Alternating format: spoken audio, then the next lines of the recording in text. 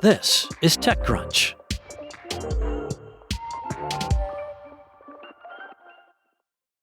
Security researchers have uncovered two separate spying campaigns that are abusing well-known weaknesses in the global telecoms infrastructure to track people's locations. The researchers say these two campaigns are likely a small snapshot of what they believe to be widespread exploitation of surveillance vendors seeking access to global phone networks. On Thursday, the Citizen Lab, a digital rights organization with more than a decade of experience exposing surveillance abuses, published a new report detailing the two newly identified campaigns. The surveillance vendors behind them, which Citizen Lab did not name, operated as ghost companies that pretended to be legitimate cellular providers and would piggyback their access to those networks to lock up the location data of their targets. The new findings revealed continued exploitation of known flaws in the technologies that underpin the global phone networks. One of them is the insecurity of Signaling System 7, or SS7, a set of protocols for 2G and 3G networks that, for years, has been the backbone of how cellular networks connect to each other and route subscribers' calls and text messages around the world. Researchers and experts have long warned that governments and surveillance tech makers can exploit vulnerabilities in SS7 to geolocate individuals' cell phones, as SS7 does not require authentication nor encryption, leaving the door open for rogue operators to abuse it. The newer protocol, Diameter, designed for newer 4G and 5G communications, is supposed to replace SS7 and includes the lacking security features of its predecessor. But as the Citizen Lab highlighted in the report, there are still ways to exploit Diameter, as cell providers do not always implement the new protections. In some cases, attackers can still fall back to exploiting the older SS7 protocol. The two spy campaigns have at least one thing in common. Both abused access to three specific telecom providers that repeatedly acted as the surveillance entry and transit points within the telecommunications ecosystem. This access gave the surveillance vendors and their government customers behind the campaigns the ability to hide behind their infrastructure. According to the report, the first one is Israeli operator 019 Mobile, which researchers said was used in several surveillance attempts.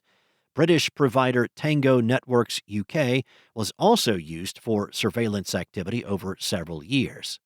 The third cell phone provider, Airtel Jersey, an operator on the Channel Island of Jersey, now owned by Shure, a company whose networks have been linked to prior surveillance campaigns. Shure CEO Alistair Beek told TechCrunch that the company does not lease access to signaling directly or knowingly to organizations for the purposes of locating or tracking individuals, or for intercepting communications content. According to Citizen Lab, the first surveillance vendor facilitated spying campaigns spanning several years against different targets all over the world and using the infrastructure of several different cell phone providers. This led researchers to conclude that different government customers of the surveillance vendor were behind the various campaigns. The researchers wrote, "The evidence shows a deliberate and well-funded operation with deep integration into the mobile signaling ecosystem." Gary Miller, one of the researchers who investigated these attacks, told TechCrunch that some clues point to an Israeli-based commercial geointelligence provider with specialized telecom capabilities, but did not name the surveillance provider. Several Israeli companies are known to offer similar services, such as Circles, Cognite, and Rayzone. According to the Citizen Lab, the first campaign relied on trying to abuse flaws in SS7 and then switching to exploiting Diameter if those attempts failed. The second spy campaign used different methods. In that case, the other surveillance vendor behind it, Citizen Lab is not naming either, relied on sending a special type of SMS message to one specific high-profile target. These are text-based messages designed to communicate directly with the target's SIM card without showing any trace of them to the user.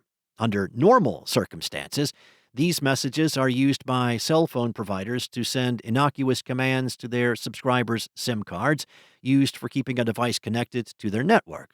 But the surveillance vendor instead sent commands that essentially turned the target's phone into a location tracking device. This type of attack was dubbed SIMjacker by mobile cybersecurity company Enia in 2019. Miller said, "I've observed thousands of these attacks through the years, so I would say it's a fairly common exploit that's difficult to detect.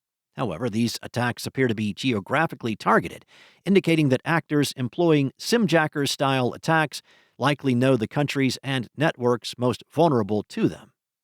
Miller made it clear that these two campaigns are just the tip of the iceberg. He said, "We only focused on two surveillance campaigns in a universe of millions of attacks across the globe." That's all for now. For more stories like this one, go to TechCrunch.com.